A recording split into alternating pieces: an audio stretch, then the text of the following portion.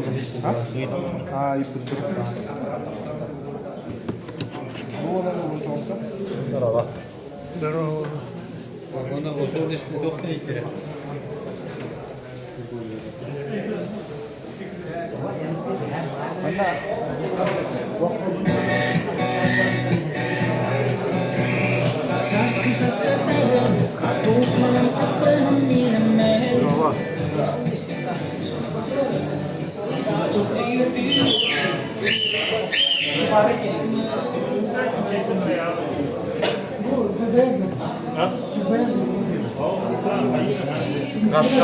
Koronlar.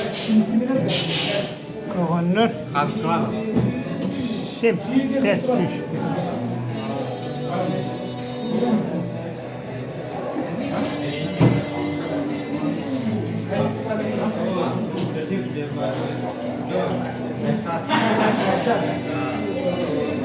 Hoca kurutuyor, blogger bulmuşsun bak ya. Ben atıyorum. Diyor sonra diyor. Ben atıyorum.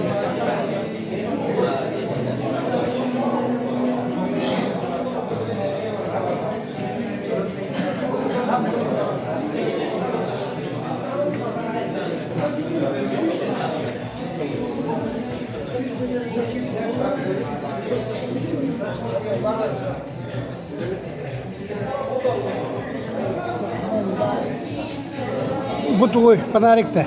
Це була на електроманук. Манук же буде. Просто колонка на його.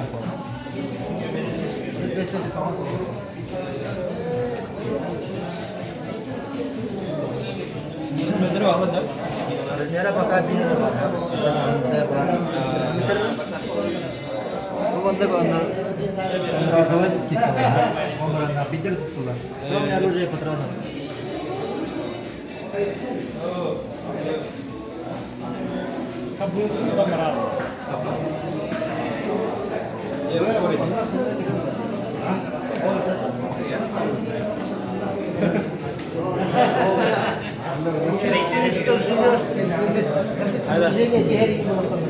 Кырк bu. О, привет, привет. Bu представитель Нью-Медлеми, bu ustan kapsiti turar. Блогер-то. Блогер, Вот, спортивный корреспондент. обозреватель. Обозреватель. Вот так.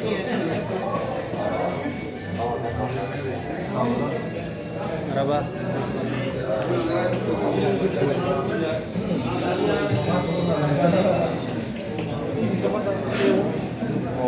Emin ol zaten.